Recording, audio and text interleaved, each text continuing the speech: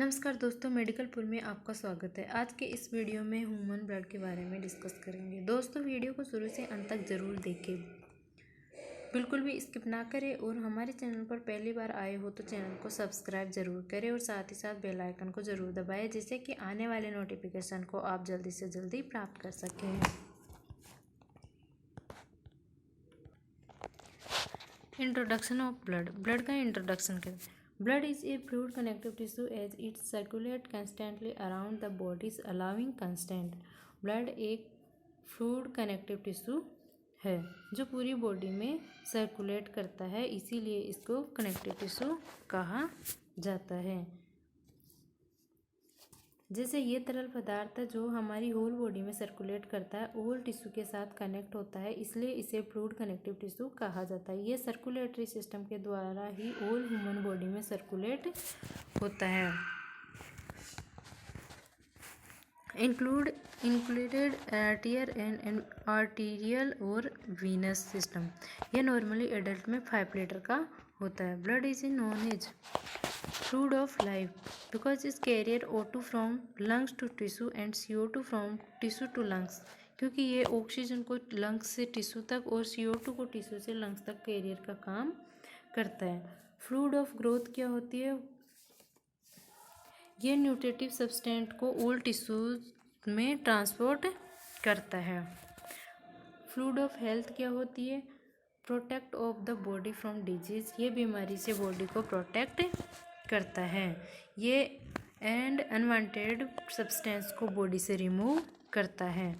Properties of blood. Blood की properties क्या क्या होती है?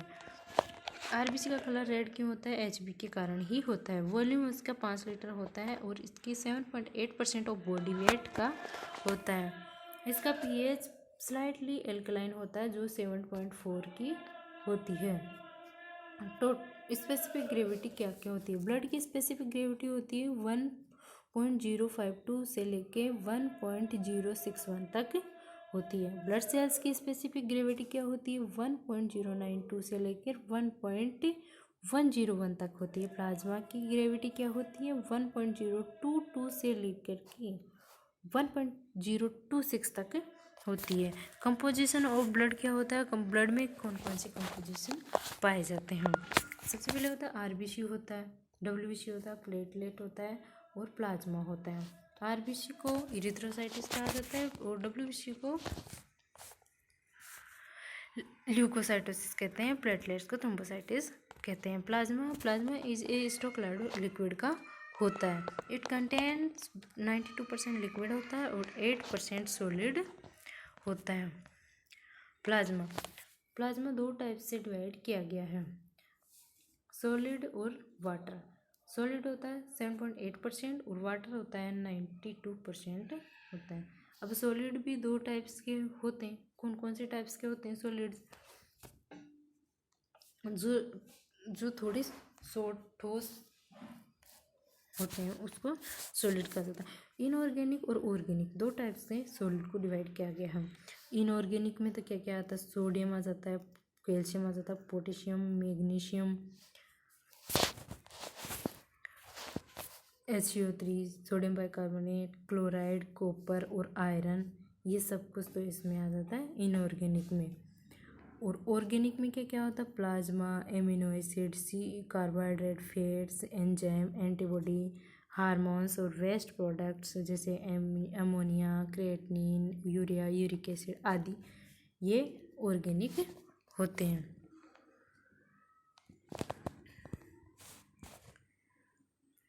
ब्लड सेल्स का फॉर्मेशन हीमोपोइसिस कहलाता है। ब्लड सेल्स का फॉर्मेशन हीमोपोइसिस कहलाता है।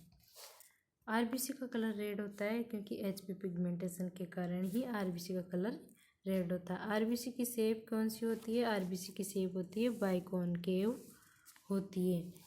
ये साइज में 7.2 माइक्रोन का होता है और एरिया में 120 माइक्रोन स्क्वायर होता है। आरबीसी की नॉर्मल वैल्यू होती है 4.5 से लेके 5 मिलियन पर क्यूबिक mm ऑफ ब्लड होती है। स्ट्रक्चर क्या होता है? आरबीसी नॉन न्यूक्लिएटेड होता है और इसमें डीएनए और माइटोकॉन्ड्रिया भी नहीं होता है। एक ग्लाइकोलाइटिक जो एक प्रोसेस होती है, इसी से एनर्जी प्रोड्यूस होती है। ग्लाइकोलाइटिक प्रोसेस होती है ये आरबीसी के अंदर, तो उससे क्या होता है, एनर्जी का प्रोडक्शन होता है।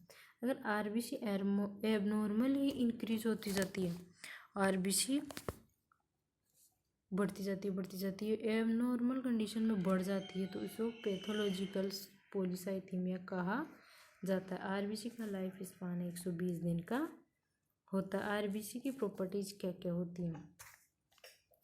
जब ब्लड कलेक्ट करते हैं एक सेंट्रीफ्यूज ट्यूब में, जब ब्लड को कलेक्ट करते हैं एक सेंट्रीफ्यूज ट्यूब में, जो anticoagulant centrifuge for a period of 30 minutes at speed 3000 rpm. Then RBC settle at the bottom of the tube and leaving the plasma at top.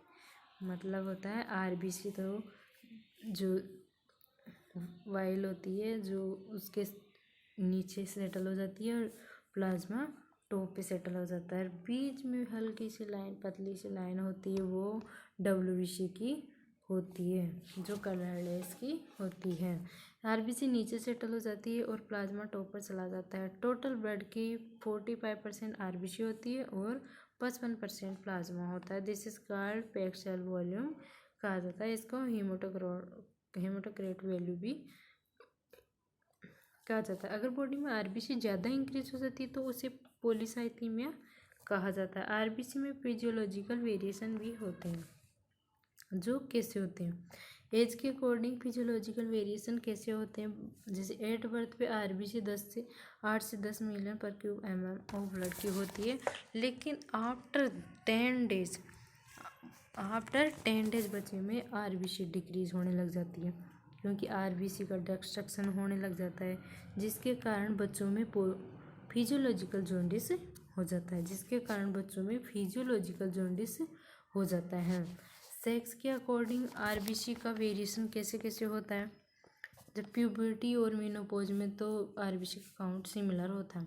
Reproductive period होता है ना, उसमें आरबीसी का काउंट थोड़ा कम हो जाता है मेल के अकॉर्डिंग। हाई एटीट्यूड में भी आरबीसी काउंट बढ़ जाते हैं। मस्कुलर एक्सरसाइज में आरबीसी का काउंट बढ़ता है। इमोशन कंडीशन में आरबीसी का काउंट बढ़ता है। हाई एनवायरमेंट के टेम्परेचर में भी आरबीसी का काउंट बढ़ता है। आफ्टर मील भी आरबीसी इंक्रीज हो जाती है। हाई बैरोमेट्रिक प्रेशर में भी आरबीसी कम हो जाती है।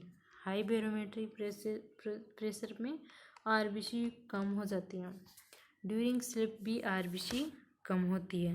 प्रेगनेंसी के दौरान एक्स्ट्रा सेलुलर फ्लूइड की वजह से प्लाज्मा वॉल्यूम बढ़ जाता है। प्लाज्मा वॉल्यूम बढ़ जाने के कारण डायल्यूशन हो जाता है, हीमोडायलिसिस हो जाता है। हीमोडायलिसिस के कारण ही आरबीसी कम हो जाती है। पैथोलॉजिकल वेरिएशन क्या होता है, एबनॉर्मल इंक्रीज आरबीसी, तो उसे पॉलीसाइथीमिया कहा जाता है। लाइफ स्पान इसका 120 दिन का होता है। आरबीसी की शेप होती है जो हाइपरटोनिक सॉल्यूशन में तो ये श्रिंकेज हो जाता है, और हाइपोटोनिक सॉल्यूशन में ग्लोबुलर शेप का हो जाता है, जिसे स्फेरोसिस कहा जाता है। एनीमियाज के टाइप में यह एलिप्टिकल टाइप शेप का हो जाता है, जो एलिप्टोसाइटोसिस कहते हैं। सिकल सेल एनीमिया में सिकल शेप हो जाती है। RBC with different shape that is called poikilocytosis and anisocytosis कहते हैं। आरबीसी की अलग अलग शेप हो जाती हैं, तो इसको ही पोइकिलोसाइटोसिस एंड एनियोसाइटोसिस कहते हैं। आरबीसी के फंक्शन क्या क्या हैं। आरबीसी का फंक्शन है ऑक्सीजन को और CO2 को ट्रांसपोर्टेशन का काम करता है। The transport of O2 from lungs to tissue और transport of CO2 from to tissue to lungs, तो ब्लड में बफरिंग का काम भी करता है, न्यूट्रिशन प्रोवाइड करता है, और ब्लड ग्रुप और डिटरमाइन करने में भी आरबीसी का काम आता है, क्योंकि आरबीसी ब्लड ग्रुप एंटीजन को ले जाने का काम भी आरबीसी ब्लड ग्रुप के एंटीजन को ले जाने का काम भी करता है।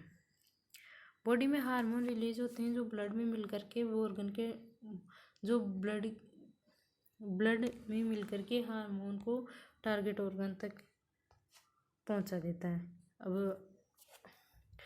हमारी बॉडी में मेटाबॉलिज्म जो से प्रोड्यूस जो हीट होती है उससे ब्लड का टेम्परेचर बढ़ जाता है। प्रोटेक्टिव सब्सटेंस वह होते हैं जो हमारी बॉडी को इन्फेक्शन से प्रोटेक्ट करते हैं, जैसे WBC हुई, एंटीबॉडी हुई। क्लोटिंग फैक्टर होते हैं जो क्लोटिंग फैक्टर से ब्लीडिंग को रोका जाता है। इरिथ्रोपोइसिस क्या होता है? इरिथ्रोपोइसिस इरिथ्रोसाइट के ओरिजिन और डेवलपमेंट एंड मैच्योरेशन के प्रोसेस को इरिथ्रोसाइटोसिस कहा जाता है। और हीमोपोइसिस क्या हो गया?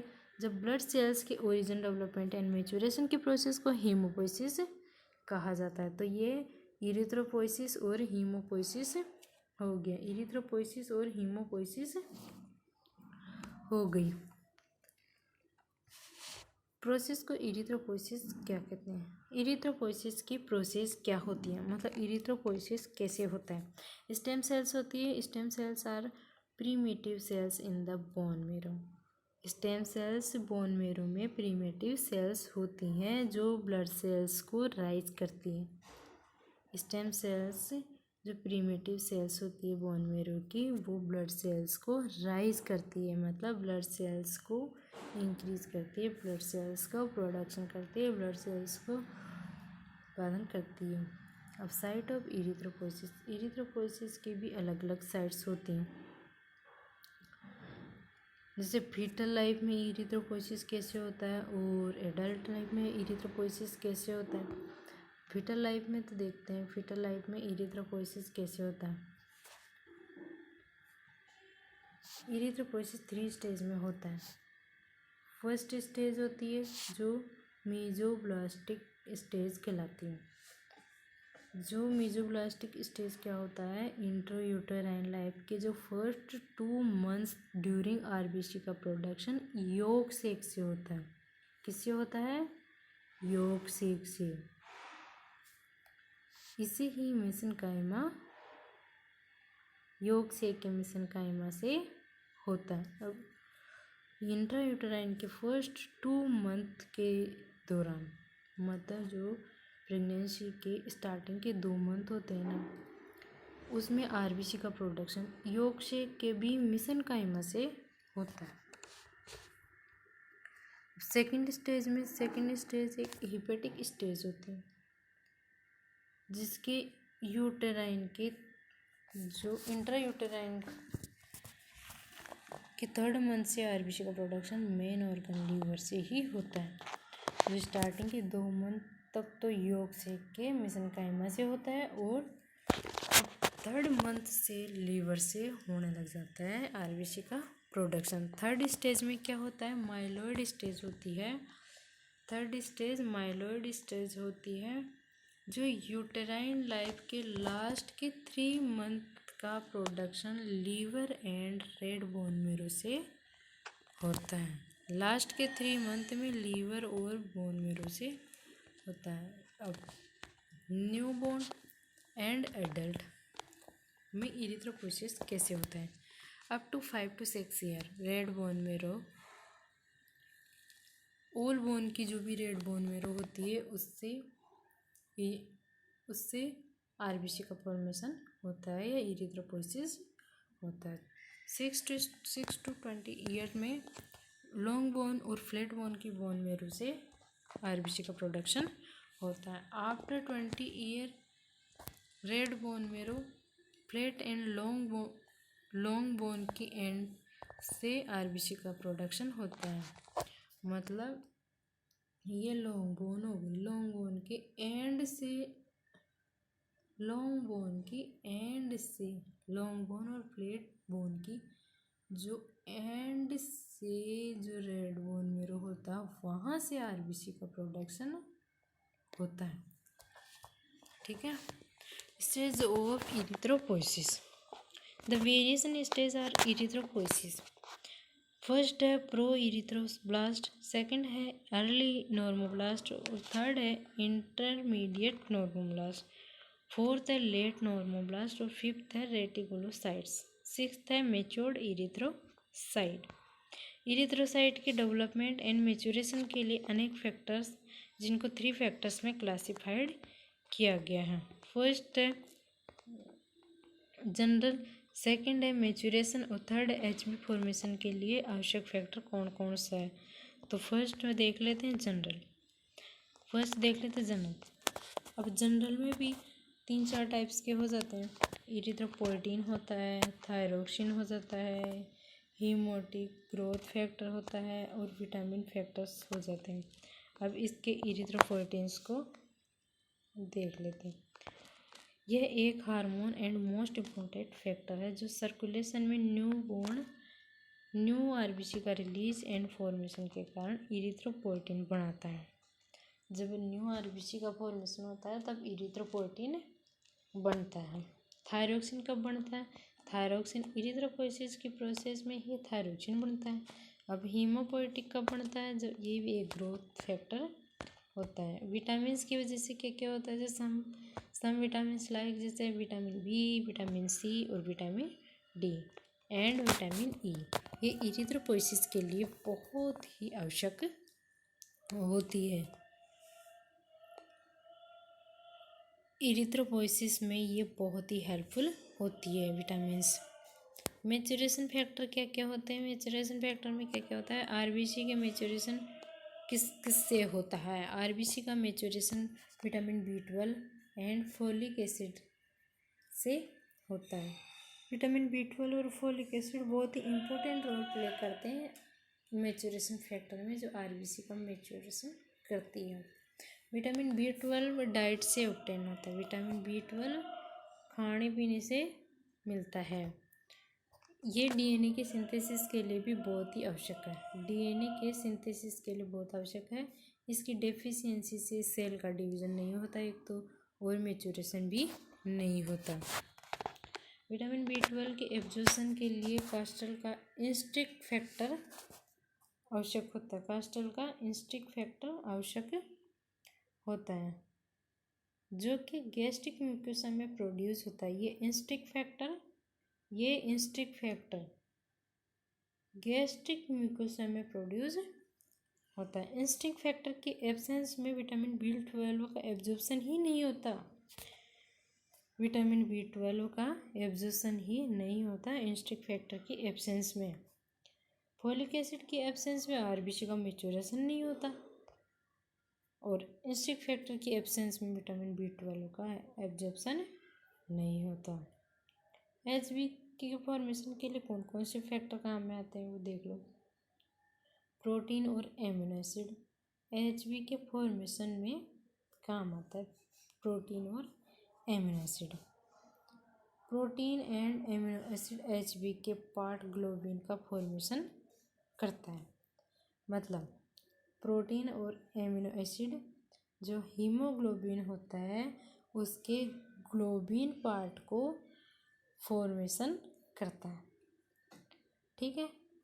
सेकंड आयरन है जो हीमोग्लोबिन के पार्ट, हीम के सिंथेसिस के लिए आयरन आवश्यक है। आयरन से हीम बनता है और प्रोटीन एंड एमिनो एसिड से ग्लोबिन बनता है। थर्ड कॉपर, जीआई ट्रैक्ट में आयरन के एब्जॉर्प्शन के लिए कॉपर बहुत ही आवश्यक है। जीआई ट्रैक्ट में आयरन के एब्जॉर्प्शन के लिए कॉपर बहुत ही आवश्यक है। अगर कॉपर नहीं होगा तो जीआई ट्रैक्ट में आयरन का एब्जॉर्प्शन नहीं होगा। आयरन का एब्जॉर्प्शन नहीं होगा तो हीम का एब्जॉर्प्शन नहीं होगा। हीम का एब्जॉर्प्शन नहीं होगा तो एचबी कहाँ से बनेगी? हीमोग्लोबिन के फॉर्मेशन के दौरान आयरन के यूटिलाइजेशन के लिए कोबाल्ट एंड निकल आवश्यक होता है। कोबाल्ट और निकल आवश्यक होता है। Vitamin C, riboflavin and nicotinic acid, ये भी एचबी के फॉर्मेशन में बहुत ही इम्पोर्टेंट रोल प्ले करते हैं। Vitamin C, riboflavin and nicotinic acid भी एचबी फॉर्मेशन में बहुत ही इम्पोर्टेंट रोल प्ले करता है। हीमोग्लोबिन क्या है? अब हीमोग्लोबिन के बारे में बताते हैं। हीमोग्लोबिन आरबीसी का कलर एचबी के कारण ही होता है। एचबी एक पिगमेंटेशन होता है जिसके कारण आरबीसी का कलर रेड होता है। इसका मेन फंक्शन रेस्पिरेटरी गैसेज को कैरी करना होता है। एचबी का मेन फंक्शन क्या होता है? इसका मेन फंक्शन रेस्पिरेटरी गैसेज को कैरी करना होता है। एचबी हीमोग्लोबिन ऑक्सीजन को लंग्स से टिश्यू तक पहुंचाता है तो उसे ऑक्सी हीमोग्लोबिन कहा जाता है। जबकि CO2 को टिश्यू से लंग्स तक पहुंचाता है तो उसे कार्बो हीमोग्लोबिन कहा जाता है। एचबी की स्ट्रक्चर कैसे होती है? फेरस होता है, फेरस में आयरन होता है। आयरन एक पिगमेंटेशन के कारण प्रोफायरिन कहलाता है। अब ग्लोबिन 4 पॉलीपेप्टाइड चेन से बना होता है। ग्लोबिन 4 पॉलीपेप्टाइड चेन से बना होता है, जो 2 तो अल्फा होती है और 2 ही बीटा होती है। अब एचबी की ये 2 टाइप्स भी अलग अलग होते हैं, दो भी। एडल्ट में तो अलग एचबी होता है और फीटल्स में अलग एचबी होता है। अब एडल्ट की एचबी अलग अलग पॉलीपेप्टाइड चेन से जुड़ी होती है और फीटल्स की एचबी अलग अलग पॉलीपेप्टाइड से जुड़ी होती है। तो एडल्ट की तो 2 ही अल्फा और 2 ही बीटा चेन से जुड़ी होती है। और फीटल की क्या होती है? 2 तो अल्फा और 1 बीटा और एक गामा इनसे मिली होती है, बनी हुई होती है। जैसे कि एचबी 2 अल्फा और 2 बीटा होता है एडल्ट में, और HbF में क्या होता है? 2 अल्फा 1 बीटा और 1 गामा होता है। WBC इसे ल्यूकोसाइट भी कहा जाता है। ये कलरलेस एंड न्यूक्लिएटेड होती है इन द ब्लड में। WBC साइज में लार्ज होती है, नंबर में लेस होती है कंपेयर टू आरबीसी। ल्यूकोसाइट को 2 टाइप्स में क्लासिफाइड किया गया है। ग्रेनुलेंस with granules, granulocyte with granules और ग्रेनुलोसाइट विदाउट ग्रेन्यूल्स। अब ग्रेन्यूल्स क्या होता है? मतलब ग्रेनुलोसाइट विद ग्रेन्यूल्स में क्या होता है? न्यूट्रोफिल्स होता है, इओसिनोफिल होता है और बेसिफिल्स होता है। अब ये इनका भी लाइफ स्पान अलग अलग होता है। जैसे न्यूट्रोफिल्स का तो 2 से 5 दिन का होता है, इओसिनोफिल का 7 से 12 दिन का होता है और बेसोफिल्स का 12 से 15 दिन का होता है। अब ग्रेनुलोसाइट में विदाउट ग्रेन्यूल्स क्या होते हैं? एक मोनोसाइट होती है और एक लिम्फोसाइट होती है। मोनोसाइट का तो 2 से 5 दिन तक का लाइफ स्पान होता है, जबकि लिम्फोसाइट का 12 घंटे का ही होता है। सबसे कम लाइफ स्पान किसका होता है? लिम्फोसाइट का सबसे कम लाइफ स्पान लिम्फोसाइट का होता है। WBC को ल्यूकोसाइट कहते हैं, और जैसे WBC बढ़ जाती है तो ल्यूकोसाइटोसिस हो जाता है, WBC कम हो जाती है तो ल्यूकोपीनिया हो जाता है। ल्यूकोसाइटोसिस, WBC बढ़ जाना, ये इन्फेक्शन को, एलर्जी को, कॉमन कोल्ड को, फीवर को, TB को इंडिकेट करता है। अगर ल्यूकोसाइटोसिस हो जाता है तो ल्यूकोसाइटोसिस क्या होता है भाई? WBC इंक्रीज हो जाती है, ल्यूकोसाइट इंक्रीज हो जाता है, तब जाके ल्यूकोसाइटोसिस होता है। और ल्यूकोसाइटोसिस किसको इंडिकेट करता है? इन्फेक्शन को, एलर्जी को और कॉमन कोल्ड को और फीवर को और TB को इंडिकेट करता है। अगर ल्यूकोसाइट अनकंट्रोल्ड और एबनॉर्मल बढ़ जाता है तो ब्लड कैंसर को इंडिकेट करता है। उसको क्या कहते हैं? ल्यूकेमिया कहा जाता है। उसको क्या कहते हैं? ल्यूकेमिया कहा जाता है। अब ल्यूकोपीनिया क्या होता है? जब WBC कम हो जाती है, ल्यूकोसाइट्स कम हो जाते हैं तो इसे ल्यूकोपीनिया कहा जाता है। ये पैथोलॉजिकल कंडीशन को इंडिकेट करता है। जैसे कि शोक हो गया, लिवर सिरोसिस हो गया, स्प्लीन डिसऑर्डर हो गया, टाइफाइड हो गया और वायरल इन्फेक्शन हो गई। ये सब क्या हो गए? पैथोलॉजिकल कंडीशन हो गई। फंक्शन क्या होता है WBC के? सबसे पहले तो फंक्शन यही होता है कि माइक्रो ऑर्गेनिज्म को ये नष्ट कर देती है। इओसिनोफिल्स क्या होते हैं इसके? बॉडी की डिफेंस मैकेनिज्म में इम्पोर्टेंट रोल प्ले करता है और अगेंस्ट पैरासाइट के एक्शन लेती है ये eosinophils. They are responsible for detoxification and removal of foreign body. ये है फॉरेन बॉडी को भी रिमूव कर देती है यूसिनोफिल्स। बेसोफिल्स क्या होता है, ये हीलिंग का काम करती है। मोनोसाइट्स क्या होता है, ये फेगोसाइटिक का काम करता है। ये लिम्फोसाइट ये इम्यूनिटी प्रोवाइड करता है। प्लेटलेट्स क्या होती है, प्लेटलेट ये small colourless and non nucleated होती है जो ब्लड एलिमेंट से प्राप्त होती है।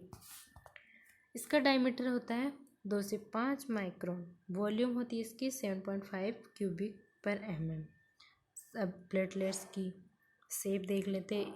ये स्फेरिकल और रोड शेप की होती है। इसका काउंट होता है 2.5 लाख पर क्यूब mm होती है। तो दोस्तों आज का वीडियो कैसा लगा? अगर आज का वीडियो आपको बहुत पसंद आया हो तो वीडियो को लाइक और शेयर ज़रूर करें और अगर चैनल को और हमारे चैनल को सब्सक्राइब करें, साथ ही साथ बेल आइकन को ज़रूर दबाएं जिससे कि आने वाले नोटिफिकेशन आपको जल्दी से जल्दी मिल सके। Take care, bye bye.